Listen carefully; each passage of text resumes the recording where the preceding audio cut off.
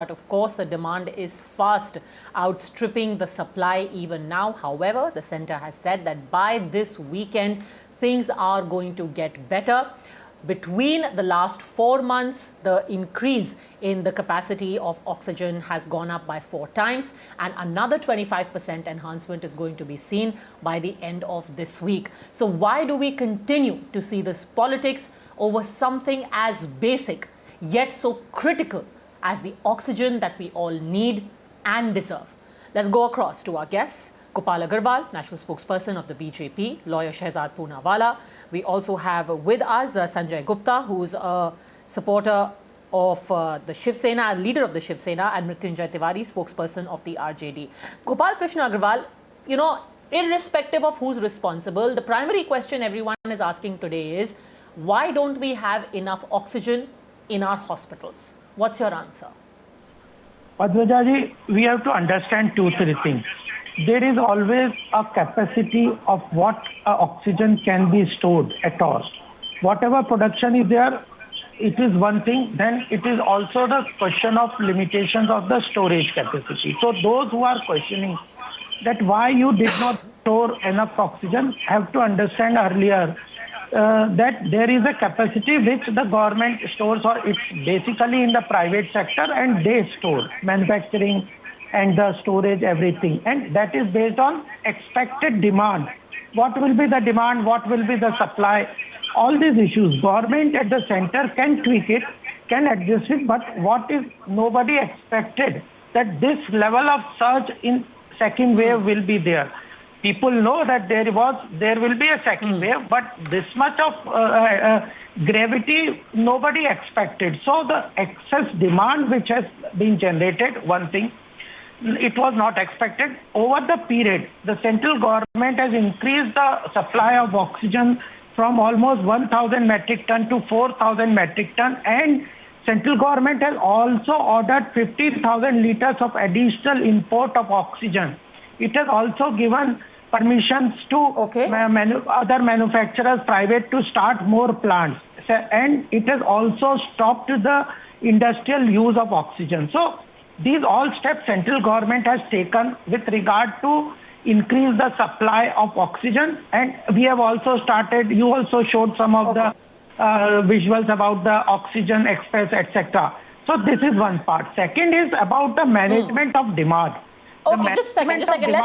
Let's take this one by one. Mrityunjay Tiwari ji, आज पूरे देश में ऑक्सीजन को लेकर के त्राहिमाम हो रहा है. सरकार का सीधा कहना है कि जिस तरीके से केसेस बढ़े हैं उसी तरीके से ऑक्सीजन की डिमांड भी अचानक बढ़ गई. आपको एक आंकड़ा देती हूं, जनवरी से अप्रैल के बीच में सिर्फ एक पुणे शहर में 360% से ऑक्सीजन की डिमांड बढ़ गई. क्या कोई एंटिसिपेट कर रहा था कि इस तरीके का एक कोविड का तूफान आएगा जिससे 350% बढ़ जाएगी ऑक्सीजन की डिमांड? और अब कोशिश हो रही है, काम किया जा रहा है, सिलेंडर दिए जा रहे हैं. मृत्युंजय तिवारी जी, देखिए, तो राजनीति होनी चाहिए. नहीं, कोई राजनीति नहीं होनी चाहिए. अभी कोई सत्ता पक्ष विपक्ष इसमें नहीं है. पूरा देश एकजुट होकर के कोरोना के खिलाफ लड़ रहा है. लेकिन सवाल उठेंगे, जो सत्ता में बैठे हैं, जिनके पास शासन है, प्रशासन है, उनसे सवाल उठेंगे. उससे जिम्मेवारी से, जवाबदेही से सरकार नहीं बच सकती है. सवाल ये नहीं है कि तूफान आ गया, किसी को नहीं पता था. सबको पता था कि दूसरा वेव जब आएगा तो ये तूफान बनकर आएगा. ये सरकार भी खुद कह रही थी. लेकिन सवाल ये है कि आपने पीएम केयर फंड कोरोना को लेकर के जो राशि बनी, 1 वर्षों से ज्यादा हो गए, आपने क्या तैयारी की, क्या सरकार ने व्यवस्था की, क्यों नहीं कोविड हॉस्पिटल बनाए गए, क्यों नहीं ऑक्सीजन और अस्पतालों में, जब आप जान रहे थे कि ये अब आदरणीय प्रधानमंत्री जी ने कई बार कहा था सिर्फ एक ऑक्सीजन, अभी बहुत बड़ा विषय है, तो सिर्फ ऑक्सीजन तक सीमित रहते हैं. ऑक्सीजन को लेकर के गोपाल अग्रवाल बोल रहे हैं कि उस वक्त जितनी जरूरत थी उतनी ऑक्सीजन सप्लाई की जा रही थी, अब अचानक से उछाल आ गया. क्या करें? नहीं, देखिए, और बढ़ाया है, 1000 मेट्रिक टन से 4000 मेट्रिक टन सप्लाई कर दी है. ठीक है. अचानक उछाल आ गया, यही ना आपदा है, महामारी है. इसी समय ना सरकार होती है, सरकार का सिस्टम होता है. कोई रोड मैप, कोई ब्लूप्रिंट कोरोना के खिलाफ लड़ने के लिए जितनी बात प्रधानमंत्री जी ने कही, तूफान आया तो सरकार को तूफान की तैयारी करनी चाहिए थी। That is what governments do, they plan for emergency. Develop करके रखना पड़ेगा उसके लिए। Padmaja, because you always like debates with facts and not on rhetoric, let me give you some statistics which I think the audience will appreciate. Padmaja, in our country, the daily consumption of oxygen even today at this time of crisis is about 3,800 odd metric tons per day. And our production capacity, Padmaja, you'd be surprised to know, is over 7,000 metric tons. Today, as we speak, we have 50,000 metric tons stock also.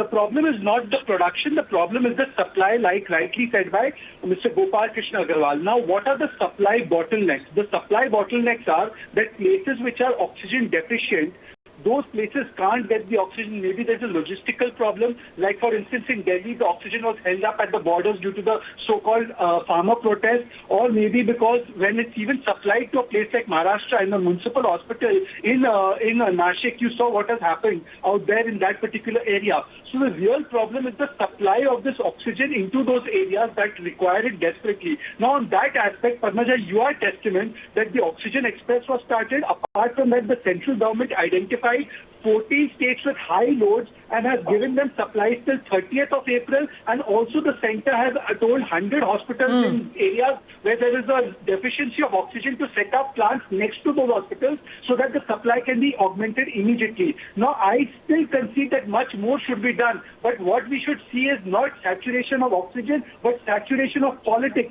Because even if oxygen is there in Maharashtra, madam, what is happening in Nasik? Is that a supply or shortage problem? Sanjay Gupta बताइए, हर चीज के लिए अगर केंद्र जिम्मेदार है तो जब ऑक्सीजन पहुंच गई तो फिर लीक क्यों हो गई? 22 लोग तड़प करके मर गए, इसकी जिम्मेदारी भी केंद्र की है संजय गुप्ता जी? नहीं, देखिए ये एक हादसा, ये तो सबसे बड़ी त्रासदी है कि ऑक्सीजन वहां पहुंचा पर लोग फिर भी तड़प के मर गए। बिल्कुल पद्मजा, आपकी बात बिल्कुल सही है, लेकिन आरोप प्रत्यारोप जिस तरह से शहजाद पुणेवाला जी ने लगाया, मेरे ख्याल से उन्हें इस तरह से नहीं लगाना चाहिए था।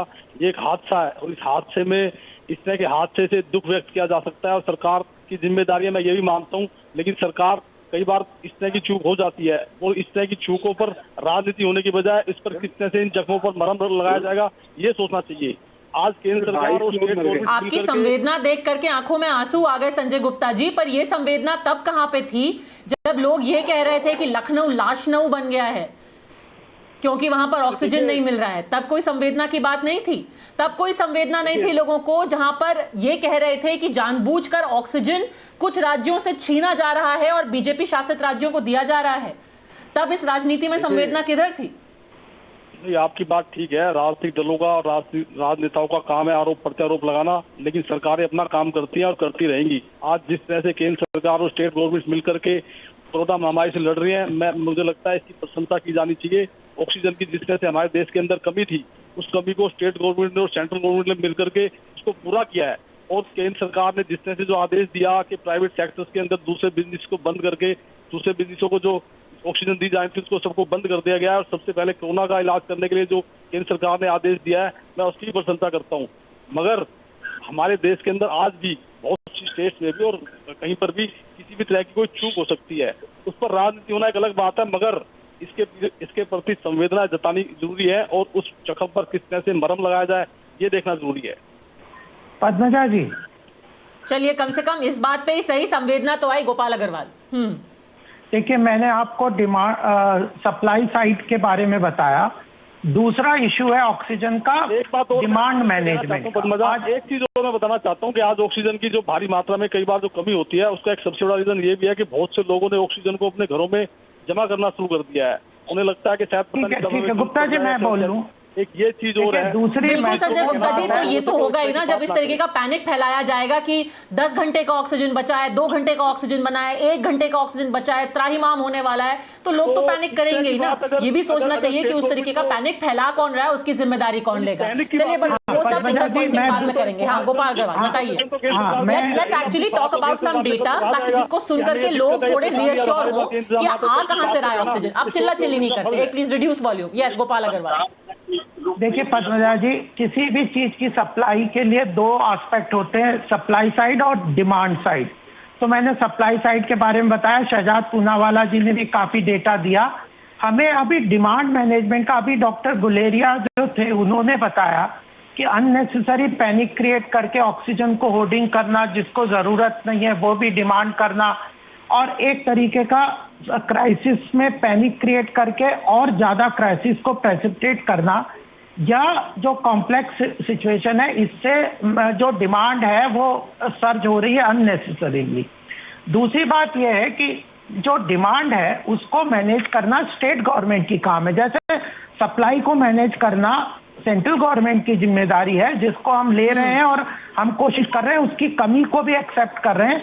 वैसे डिमांड को मैनेजमेंट करना स्टेट गवर्नमेंट की जिम्मेदारी है। जो अवेलेबल है वो प्रॉपरली डिस्ट्रीब्यूट हो, सप्लाई हॉस्पिटल्स में सही जा रही है, और डिमांड अननेसेसरी कुछ लोग करके पैनिक क्रिएट करके बहुत बढ़ा नहीं रहे, तो इसमें बहुत ज्यादा फेलियर हो रहा है स्टेट गवर्नमेंट का। जैसे नासिक का हुआ, दिल्ली में ये जो अरविंद केजरीवाल और मनीष सिसोदिया जी ट्वीट कर रहे हैं पब्लिकली, अरे आप बात करिए ना कि कुछ घंटे का ऑक्सीजन रह गया, आप लोग पैनिक और ज्यादा क्रिएट कर रहे हैं, लोग घरों में होर्डिंग कर रहे हैं, ब्लैक मार्केटिंग कर रहे हैं, राहुल गांधी प्रियंका गांधी इस तरह की बातें कर रहे हैं, आप क्राइसिस को और प्रेसिपिटेट करके पैनिक में बदल रहे हैं। इसको रोकना चाहिए, तब जाके ऑक्सीजन की डिमांड को हम रीजनेबल लेवल पे रिड्यूस कर पाएंगे। और जैसा शहजाद जी ने बताया कि हमारी we will have plenty of time to point fingers and attack each other and try and pin blame on who is responsible. But right now, crisis management and not crisis enhancement should be everyone's focus, which is why the limited point is, let's try and pool all of our energies in putting out more information so that people not only get the oxygen, but also the reassurance that oxygen will be made available for them when they are in need. That's the humble appeal. Thanks very much, all gentlemen, for joining me. Quick break.